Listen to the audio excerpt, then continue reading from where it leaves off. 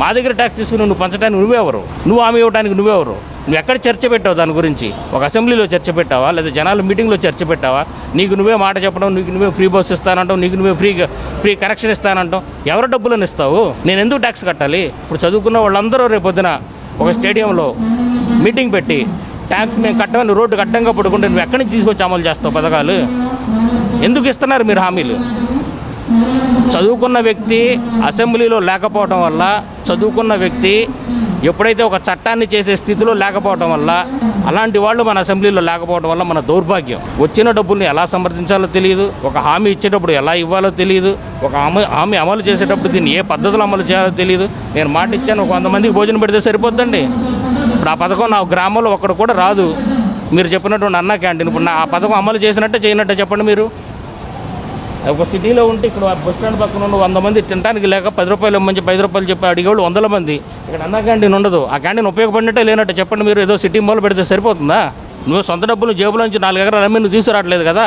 వచ్చిన ప్రభుత్వ డబ్బు నువ్వు 1000 కోట్లు 2 కోట్లు పెట్టేది 5000 కోట్లు పెట్టి అన్ని చోట పెట్టు. సిటీ మూల ఎక్కడో అవుట్స్కట్స్లో పెట్టి ఒక 1000 మందికి భోజనాలు పెట్టి 4 ఫోటోలు తీసి పెడితే లోకం మొత్తం భోజనం వస్తుందండి? రాదు కదా. అందరికీ అవసరం లేదు 5 రూపాయల భోజనం. ఎక్కడైతే జనాల రద్దీ ఉంటుందో అక్కడే జనాలు ఎక్కువ మంది తినడానికి లేని వాళ్ళు ఉంటారు. వాళ్ళకు ఉపయోగపడాలి అది. నేను ఎక్కడో సిటీలో ఒక మూల పెట్టేస్తే నేను పెట్టేశాను అయిపోయింది ఇక నా పని అని అంటే అయిపోతుంది కదా. అలాంటప్పుడు ఎందుకు ఇస్తున్నారు? అట్లా ఇవ్వాల్సిన అవసరం లేదు కదా. మీరు ట్రస్ట్ లాగా పెట్టేసేయండి. ఒక 10 ట్రస్టులు పెట్టేస్తే ట్రస్ట్కి నచ్చినోడు ఎవడైతే ఉన్నాడో, సేవ చేయాలన్న ఈ దృక్పథం ఎవడుందో వాళ్ళు ఆ ట్రస్ట్లో జమ చేస్తారు. ఆ ట్రస్ట్ తరపున పెట్టించండి. నువ్వు ఈ రోజు గవర్నమెంట్ ఉండి రేపు నీడు వచ్చి ఆడి పెట్టాడని వీడు తీసేసి వీడు వచ్చాడని ఆడి తీసేసి ఎందుకంటే ఇవన్నీ అసలు వాళ్ళ పేర్లు ఎవరు పెట్టుకోమన్నారు చెప్పండి. ఇప్పుడు రాజశేఖర రెడ్డి వస్తేనేమో రాజశేఖర రెడ్డి, జగన్మోహన్ రెడ్డి పేరు, చంద్రబాబు నాయుడు వస్తేనేమో చంద్రబాబు నాయుడు. ఎవరు డబ్బులని పెట్టుకుంటారు వాళ్ళ పేర్లు? అసలు ఎందుకు పెడుతున్నారు ఆ పేర్లు? ఇదంతా టోటల్లీ కూడా వ్యవస్థ నాశనం చేసేశారు. ఎడ్యుకేటెడ్ ఎప్పుడైతే అసెంబ్లీలో ఉండడో అప్పటి వరకు కూడా ఈ వ్యవస్థ బాగుపడదు. ప్రజలను మోసం చేస్తూనే ఉంటారు. వీడు చెప్తే వాడి మీద చెప్తాడు, వాడు చెప్తే వీడి మీద చెప్తాడు. మన పరిస్థితి ఎలా ఉందో ఒకసారి ఆలోచించండి. ఇక్కడ ఉన్న వాళ్ళకి ఎంతమంది ఉద్యోగాలు వస్తాయి? రోడ్లు ఎప్పుడు బాగుపడతాయి? రేపొద్దున ఇంకొక 10 సంవత్సరాలు జరిగిన తర్వాత, ఇవాళ 10 సంవత్సరాలు అప్పులు ఉన్నాయి, అప్పులు తీసుకొచ్చారు, రేపు అప్పు ఇచ్చేవాడు ఉండడు. ఆ రోజు మన జనాల పరిస్థితి ఏంటో ఒకసారి ఆలోచించారు. అందరూ తట్టాబుట్టా సర్దుకుని హైదరాబాద్, బెంగళూరు, చెన్నై వెళ్ళిపోయే పరిస్థితి వస్తుంది చదువుకున్న వాళ్ళు. ఆరోగ్యశ్రీని కూడా నిలిపివేస్తామంటున్నారు కదా, దాని మీద మీ అభిప్రాయం?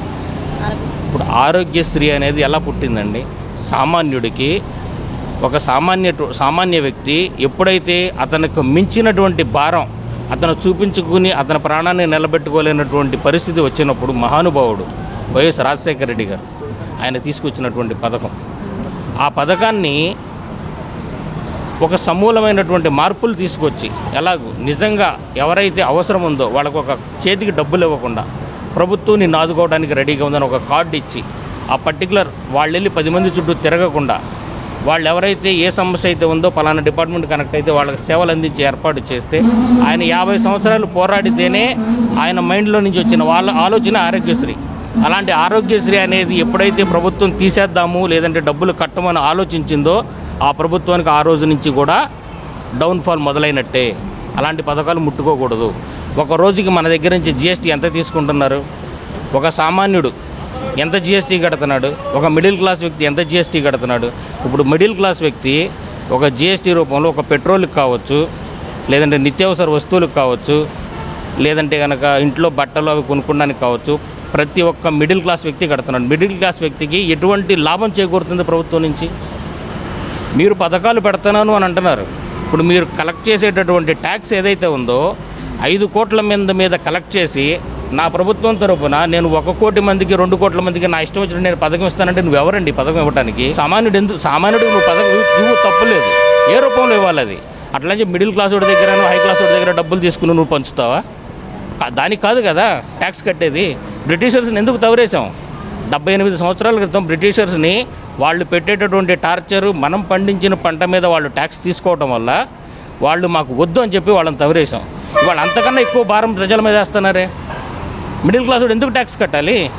ఇప్పుడు నేనున్నాను, నాకు ఎటువంటి ఉపయోగం లేనప్పుడు నా ఫ్యామిలీకి కానీ నాకు కావాల్సినటువంటి గ్రామంలో రోడ్డు కానీ డ్రైనేజ్ కానీ లేనప్పుడు నేను ట్యాక్స్ ఎందుకు కట్టాలి? నా ట్యాక్స్ నువ్వు అధికారంలోకి వచ్చి నా పార్టీ తరపున నేను నీకు ఇది చేస్తానని చెప్పడానికి నువ్వెవరు? కొత్త పార్టీ పెట్టి నా ఇచ్చేస్తే సరిపోద్ది జనాల దగ్గర డబ్బు తీసుకుని? కాదు కదా. మనం 5 కోట్ల మంది దగ్గర జనాల దగ్గర డబ్బులు తీసుకున్నప్పుడు ఎవరికి ఎలాంటిది ఇవ్వాలి, ఒక విపత్తు వచ్చినప్పుడు ఏం చేయాలి, మిడిల్ క్లాస్ వాడికి రోజు తిరగడానికి రోడ్డు కానీ ఇంకోటి కానీ మనం ఎందుకు చేయట్లేదు, రేపొద్దున మిడిల్ క్లాస్ వాడి దగ్గర మనం ఎందుకు ట్యాక్స్ తీసుకోవాలి అలాంటప్పుడు? రెడ్ బుక్ రాజ్యాంగం అనేది నడుస్తుంది, లోకేష్ గారు పేర్కొన్న రెడ్ బుక్ రాజ్యాంగం నడుస్తుందని వైసీపీ వేత్తలు వ్యాఖ్యానిస్తున్నారు. అది నిజమేనంటారా?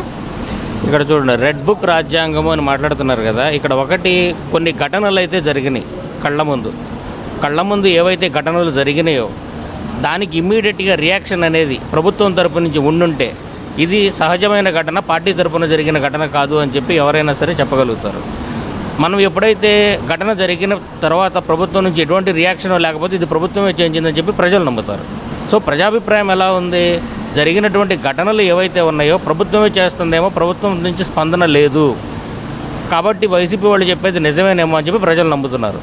అది ప్రభుత్వం చేయట్లేదని ఎప్పుడైతే ప్రభుత్వం యాక్షన్ తీసుకుంటుందో జనాలు ప్రభుత్వం చేయట్లేదని నమ్ముతారు. అది జరగట్లేదు కదా. అప్పుడు ప్రభుత్వం చేస్తుందా చేయట్లేదా, రెడ్ బుక్ రాజ్యాంగం అమలవుతుందా అవ్వట్లేదా అనేది ఎలా చెప్తారు మీరు? అంటే లోకేష్ గారు కూడా వ్యాఖ్యానిస్తున్నారు. అంటే ఇప్పుడు మేము ఈ విధంగా అక్రమాలు చేసే వాళ్ళని, దందాలు చేసే వాళ్ళని ఇట్లాగా శిక్షించడం కూడా మా తప్పేనా? మేము ఇంకా రెడ్ బుక్ అనేది ఓపెన్ చేయలేదు, ఓపెన్ చేస్తే మామూలుగా ఉండదా అని అంటున్నారు. అంటే బెదిరించినట్టుగా వ్యాఖ్యలు చేస్తున్నారు. దాని మీద మీ అభిప్రాయం? చూడండి, మీరు అక్రమాల గురించి మాట్లాడుతున్నారు. అక్రమాల గురించి మాట్లాడేటప్పుడు అసలు అక్రమం అంటే ఏంటి? ఈ సమాజంలో ఒక వ్యక్తిని ఇంకొక వ్యక్తి దాడి చేసేటటువంటి ప్రయత్నం కానీ, చంపే ప్రయత్నం కానీ జరగకూడదు. జరిగిన దానికి శిక్ష ఎలా ఉండాలి? చేయి తీసినోడికి చేయి తీసేయాలి, కాలు తీసినోడికి కాలు తీసేయాలి, ప్రాణం తీసినోడికి ప్రాణం తీసేయాలి. అది జరుగుతుందా? అది జరగనప్పుడు అక్రమార్కులు పెరగకుండా సామాన్యుడికి న్యాయం ఎలా జరుగుతుందని చెప్పి ఆలోచిస్తున్నారు. సో రెడ్ బుక్ రాజ్యాంగమో ఇంకో రాజ్యాంగమో, చట్టం అనేది ఎలా ఉండాలి అని అంటే ఒక సామాన్యుడికి కానీ, ప్రజలు ఎవరైతే ఉన్నారో వాళ్లకు కానీ, ఒక రాజకీయ నాయకుడో ఒక డబ్బున్నవాడో దాడి చేసేటటువంటి ప్రయత్నం జరగకుండా, ఎవరు దాడి చేసినా రాజ్యాంగంలో ఉన్నటువంటి సిద్ధాంతాలు ఏవైతే ఉన్నాయో అవి పార్టీ తరపున పెట్టకుండా ఒక చట్టాన్ని క్రియేట్ చేసి కాలు తీసినవాడికి కాలు తీసేయాలి, చెయ్యి తీసినోడికి చేయి తీయాలి, ప్రాణం తీసినోడికి ప్రాణం తీసేయాలి. అప్పుడే అక్రమార్కులు లైన్లో ఉంటారు, అప్పుడే అరాచకాలు జరగకుండా ఉంటాయి. అప్పటి వరకు అరాచకాలు జరుగుతూనే ఉంటాయి. వైసీపీ ప్రభుత్వం వచ్చిన తర్వాత ఎన్ని గ్రామాలకు వెళ్ళి ఎన్ని రోడ్లు పోసాడు, ఎన్ని వాటర్ సమస్య ఉన్న చోట ఎన్ని వాటర్ ట్యాంకులు కట్టాడు. అలాగే ఎక్కడైనా సరే ఒక అరాచకం జరుగుతున్నా, లేదంటే పొలాలు మునిగిపోయి రైతులు ఇబ్బంది పడుతుంటే వెళ్ళి ఒక తూడు తీయటం, వాటర్ను బయటికి పంపించడం, అలాంటి కార్యక్రమాలు ఎన్ని చేశాడో ఒక 5 సంవత్సరాల్లో బయటికి తీయండి. ఇప్పుడు చంద్రబాబు నాయుడు అనే వ్యక్తి 6 హామీలు, సూపర్ 6 అనేటటువంటి పథకాలు ఇచ్చారు. అది తప్పించుకునేది కాదే. సామాన్యుడు ఆ పథకాన్ని నమ్మి నీకు ఓటేశాడు. అది సామాన్యుడు నిన్ను నిలబెట్టడానికి ఏ రోజైనా సరే సామాన్యుడికి 5 సంవత్సరాల్లో అర్హత అనేది ఉన్నది. అది నువ్వు తప్పించుకునేది కాదు. నువ్వు చేయనప్పుడు ప్రతిపక్షాన్ని ఎందుకు పెట్టాము? ప్రతిపక్షం అనేది ప్రజలు ఎందుకు ఎంటుకుంటారు అంటే, ఎప్పుడైతే ప్రభుత్వం చెప్పిన హామీని చేయకుండా తప్పుకుంటుందో దానిని చేపించడానికి, లేదు అది వాళ్ళు చేయకపోతే మేము చేస్తామని చెప్పి వీళ్ళు ముందొచ్చి నిలబడడానికి ప్రతిపక్షాన్ని పెడతారు. ప్రతిపక్షం లేకుండా ఎప్పుడూ కూడా అధికార పార్టీ అనేది అమలు చేస్తుంది అనేది ఒట్టి మాట. సో ప్రతిపక్షం కంపల్సరీ ఉండాలి. ప్రతి సభలోనూ ప్రతిపక్షం అనేది కంపల్సరీ ఉండాలి. ప్రతిపక్షం గొంతు నొక్కేస్తే మన కేసీఆర్ పరిస్థితి ఏమైందో మీరు చూశారు. సో ఇక్కడ రేపొద్దున ప్రతిపక్షం లేకపోయినా సరే వాళ్ళు సొంతంగా వాళ్ళు అనుకున్నవి వాళ్ళు చేసుకుంటూ వెళ్తే ప్రజల నుంచి మళ్ళీ అదే వ్యతిరేకత వస్తుంది.